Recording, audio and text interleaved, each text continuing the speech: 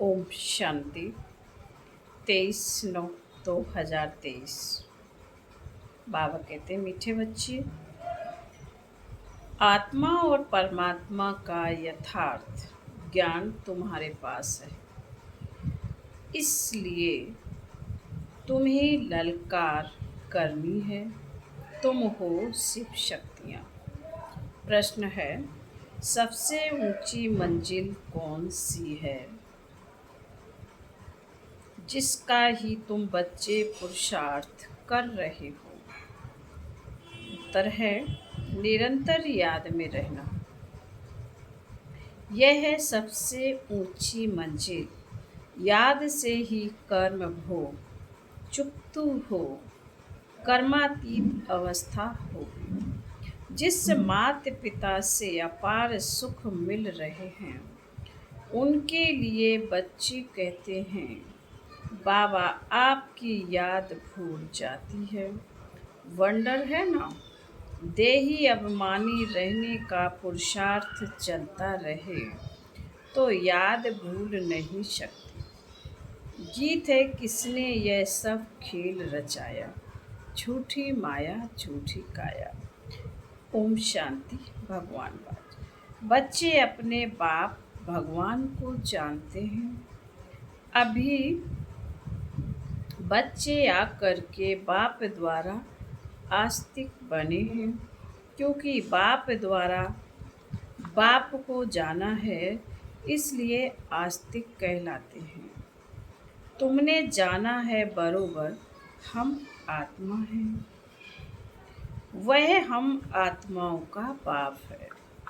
भल कोई मनुष्य अपने को आत्मा समझते भी हों, परंतु परमात्मा को कोई नहीं जानते। जब बाप खुद आकर बच्चे पैदा करें और उनको अपना परिचय दें, तब जाने। बाप को ही अपना परिचय देना है। वह है आत्माओं का फादर। सम्मुख आकर बतलाते हैं कि तुम आत्माएं हो, मैं तुम आत्माओं का परम पिता हूँ। तुम निश्चय करते हो, यह तो कॉमन बात है। आत्माओं का बाप जरूर है। गायन भी है, आत्मा और परमात्मा अलग रहे बहुकाल। बाप को बच्चे ही जानते हैं। बाप 5000 वर्ष बाद फिर आए हुए हैं। जब सब बच्चे नास्तिक दुखी बन जाते हैं, एक भी आस्तिक नहीं रहता है, तब बाप आते हैं। आस्तिक बनाकर फिर छिप जाते हैं। फिर कोई भी बाप को जानते नहीं। अब तुम बच्चों में यह निश्चय नंबर वार पुरुषार्थ अनुसार है। सबको पूरा निश्चय नहीं है। भले यहाँ सम्मुख बैठे हैं, जानते हैं परम पिता परमात्मा पतित पावन बाप पतित से पावन देवता बना रहे हैं। देवताओं की तो यहाँ सिर्फ मूर्तियाँ हैं, खुद तो हैं नहीं। जो भी मनुष्य मात्र हैं, सिवाय तुम ब्राह्मणों की, और कोई भी आत्मा और परमात्मा को नहीं जानते। हम तो परमात्मा कह देने से आत्मा को ना परमात्मा को जानते। तुम बच्चे जानते हो कि एक भी मनुष्य नहीं जो अपने को यथार्थ रीति आत्मा समझ और परमात्मा को अपना बाप समझे। लेकिन अब यह ललकार कौन करे? शक्तियों ने ही ललकार की थी, परंतु अभी वह शक्ति आई नहीं है जो तुम्हारे में आनी चाहिए। शिव शक्तियाँ तो मशहूर हैं, नामी गिरामी हैं, जगत अम्बा की शक्ति है। अब कॉन्फ्रेंस में रिलीजियस हेड सब आते हैं, उन्हें भी समझाना है।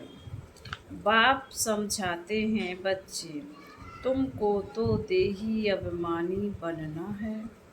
हम आत्मा हैं, परम पिता परमात्मा से वर्षा ले रहे हैं। यह निश्चय नहीं है, कोई संशय है तो ऊंच पद पा नहीं सकेंगे। अच्छे अच्छे बच्चे भी चलते चलते माया का तूफान लगने से गिर पड़ते हैं। निश्चय बुद्धि से संशय बुद्धि हो पड़ते हैं, नहीं तो बच्चे कभी भी संशय बुद्धि नहीं होते कि हमारा यह बाप नहीं है, यह वंडर है। कहते भी हैं परम पिता परमात्मा हम सब आत्माओं का बाप है, वह हमको पढ़ाते हैं, फिर भी बाप को भूल जाते हैं। रोज समझाते रहते हैं, बच्चे अपने बाप को याद करो तो तुम्हारे विकर्म विनाश होंगे। विकर्म तो जन्म जन्मांतर के सिर पर बहुत हैं। तुम जानते हो मम्मा बाबा जिसको ब्रह्मा सरस्वती कहते हो, वह नंबर 1 में है। वह भी खुद कहते हैं इतना योग लगाते हैं, मेहनत करते हैं, तो भी अनेक जन्मों के पाप कटे नहीं हैं। कुछ न कुछ भोगना पड़ता है। अंत में इस भोगना से छूट कर्मातीत अवस्था को पाना है, पुरुषार्थ करना है। माया भी कम रुस्तम नहीं है, दोनों ही सर्वशक्तिवान हैं। रावण माया ने सब मनुष्य मात्र को पतित बना दिया है। गाते भी है पतित पावन, तालियां बजाते रहते हैं तो जरूर पतित है ना, परंतु अपने को समझते नहीं हैं कि हम पतित हैं। यह समझाना भी जरूरी है कि अब यह पतित दुनिया है, पावन दुनिया सतयुग को कहा जाता है। पावन दुनिया में ऐसे पतित पावन को नहीं बुलाएंगे। वहाँ तो भारत बहुत सुखी था, एक ही धर्म था। अभी तुम जानते हो परम पिता परमात्मा ज्ञान सागर है। वह इन सब वेदों शास्त्रों आदि के राज को जानते हैं, वही पढ़ा रहे हैं। परंतु कोई कोई ऐसे हैं जो यह भी भूल जाते हैं कि हमको परमात्मा पढ़ाते हैं। बेहद का बाप हमें पढ़ाते हैं, वह नशा नहीं चढ़ता। यहाँ से बाहर घर जाने से नशा चकनाचूर हो जाता है। कोई मुश्किल है जो युक्ति युक्त पुरुषार्थ करते हैं। माया बड़ी जबरदस्त है, दे अभिमान तो नंबर 1 है। बाबा ने समझाया है अपने को देही समझो, हम आत्मा हैं, इस शरीर द्वारा हम कर्म करते हैं। अपने को परमात्मा तो कभी नहीं समझना है। बाप कहते हैं मैं तुमको पतित से पावन बनाने आया हूँ, मुझे घड़ी घड़ी याद करो। परंतु बहुत अच्छे अच्छे बच्चों को भी बच्चे भी बाप को याद नहीं करते हैं और फिर सच भी नहीं बतलाते। चार्ट जो लिख कर भेजते हैं उसमें भी झूठ। सच्चा पार्ट चार्ट लिखते नहीं। बाबा समझाते हैं अपने को आत्मा समझो। हम आत्मा 84 जन्म पूरे कर अब बाबा के पास जाती हूँ। सवेरे उठकर बाबा को याद करो तो उसका नशा सारा दिन रहेगा। मनुष्य धन कमाते हैं तो नशा रहता है ना कि आज इतना धन कमाया है, यह भी धंधा है, व्यापार है, तो इसमें उसमें कितनी मेहनत करनी चाहिए। बाबा अपना अनुभव बतलाते हैं, कितनी मेहनत करते हैं। सवेरे उठकर अपने से बातें करनी है। अब पार्ट पूरा हुआ। अभी हम गए कि गए, फिर 21 जन्म राज्य करना है।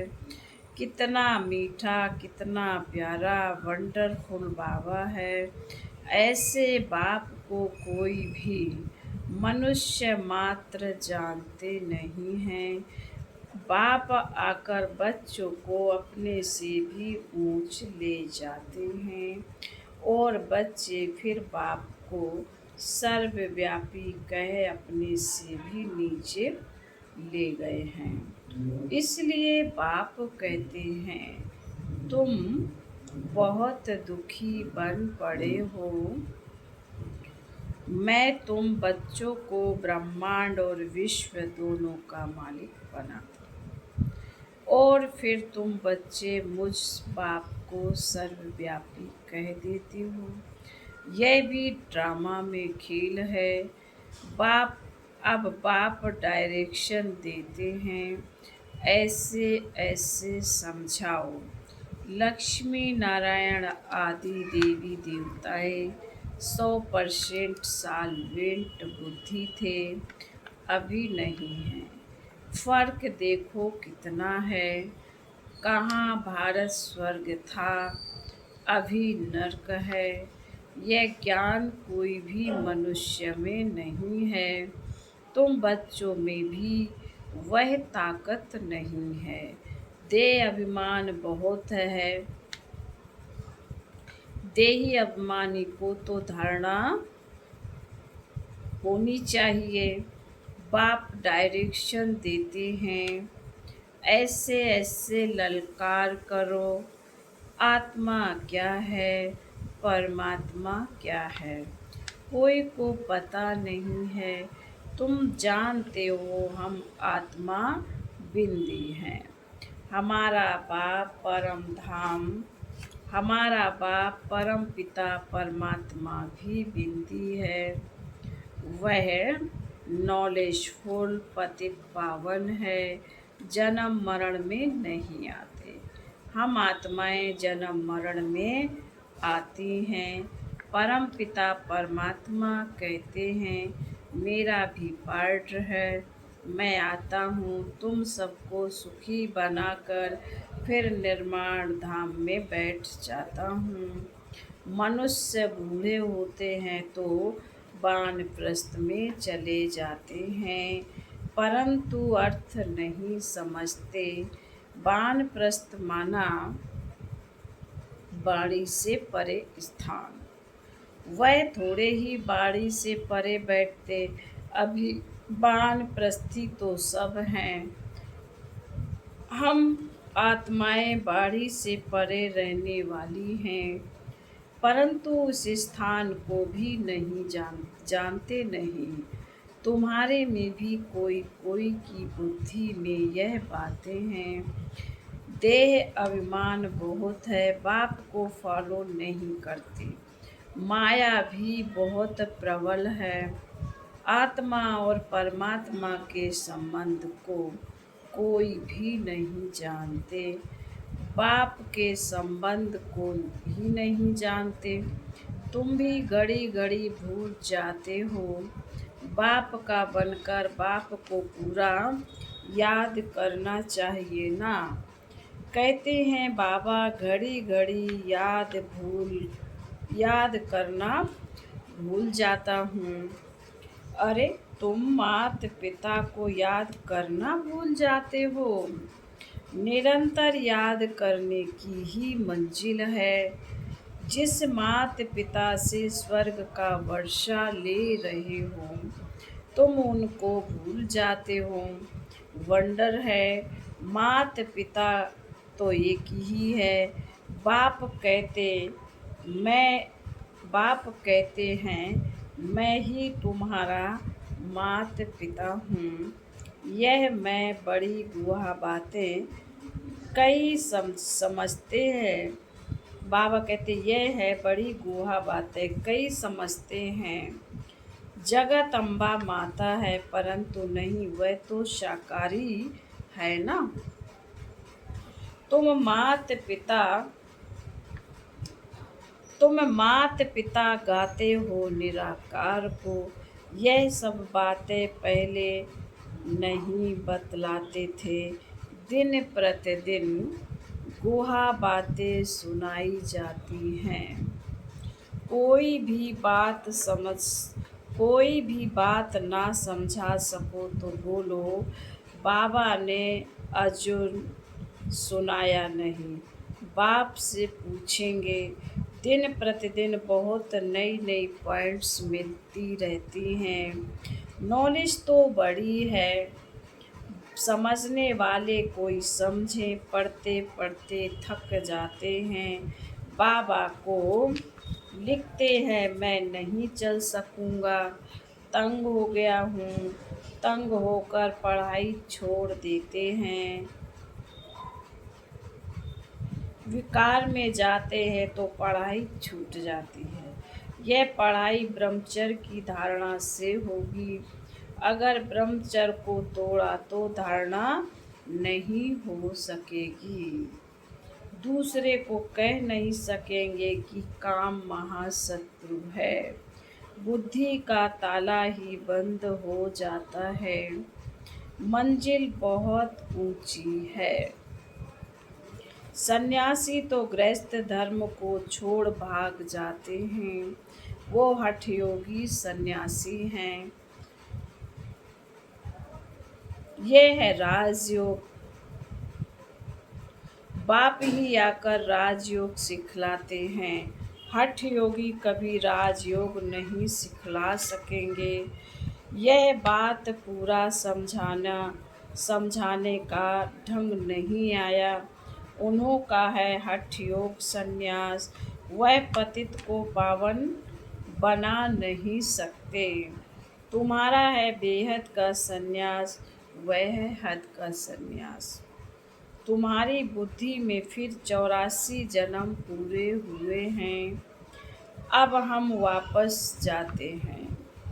यह बेहद का संन्यास बुद्धि से किया जाता है। उनका है हठ योग कर्म संन्यास। तुम्हारा है राजयोग कर्म योग जो भगवान ने सिखलाया है। अभी तुम अच्छी रीति समझा सकते हो कि वह है हठ योग और यह है राजयोग। शिव को भी कोई समझते नहीं। जैसे आत्मा बिंदी है वैसे शिव भी बिंदी है। बिंदी का निशान भी भ्रकुटी में दिया जाता है और कोई जगह बिंदी नहीं देंगे। भ्रकुटी में ही बिंदी दी जाती है। आत्मा भी यहाँ ही निवास करती है।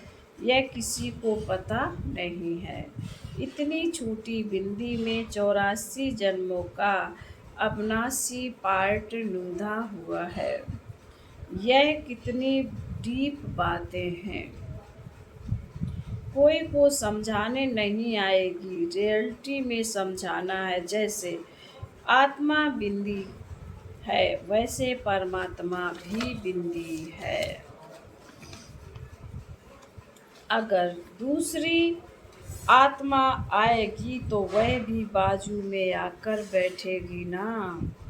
ब्राह्मण में आत्मा को बुलाते हैं, आत्मा आकर बोलती है हमने फलानी जगह जन्म लिया है।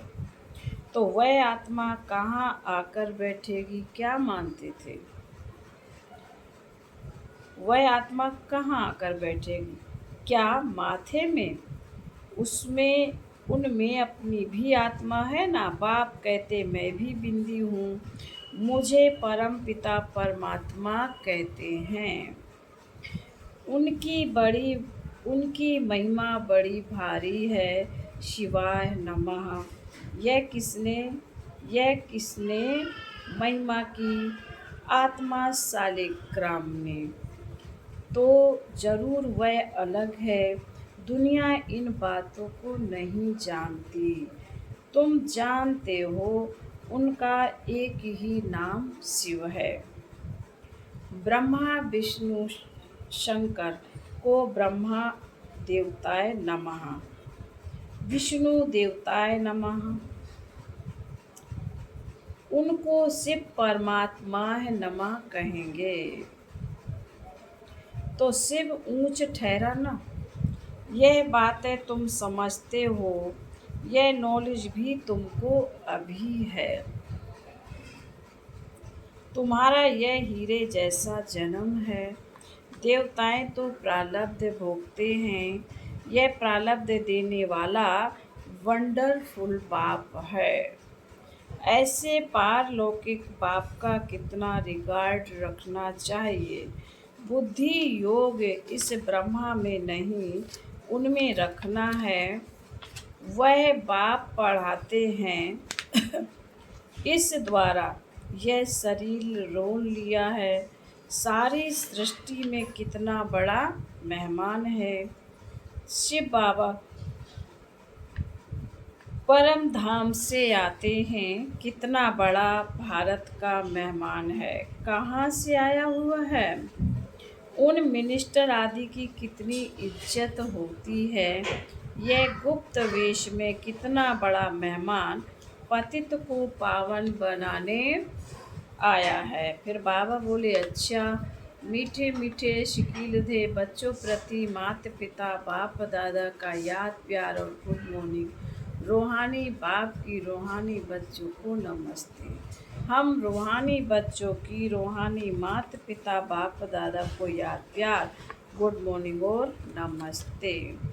धारणा के लिए मुख्य सार बावन का सवेरे सवेरे उठ याद में बैठ कमाई जमा करनी है, अपने आप से बातें करनी, देही अभिमानी रहना है। नंबर 2, राजयोग कर्मयोग सीखना और सिखाना है। कभी भी तंग होकर पढ़ाई नहीं छोड़नी।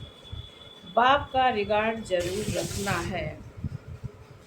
वरदान है बाप समान बेहद की व्रति रखने वाले मास्टर विश्व कल्याणकारी भव। बेहद की व्रति अर्थात सर्व आत्माओं के प्रति कल्याण की व्रति रखना, यही मास्टर विश्व कल्याणकारी बनना है। सिर्फ अपने व अपने हद के निमित्त बनी हुई आत्माओं के कल्याण अर्थ नहीं, लेकिन सर्व के कल्याण की व्रति हो। जो अपनी उन्नति में, अपनी प्राप्ति में, अपने प्रति संतुष्टता में राजी होकर चलने वाले हैं, वह स्वकल्याणकारी हैं। लेकिन जो बेहद की व्रति रख बेहद सेवा में बिजी रहते हैं, उन्हें कहेंगे बाप मास्टर, बाप समान मास्टर विश्व कल्याणकारी। स्लोगन है निंदा स्तुति मान अपमान, निंदा स्तुति मान अपमान, हान लाभ में समान रहने वाले ही योगी तू आत्मा है। ओम शांति।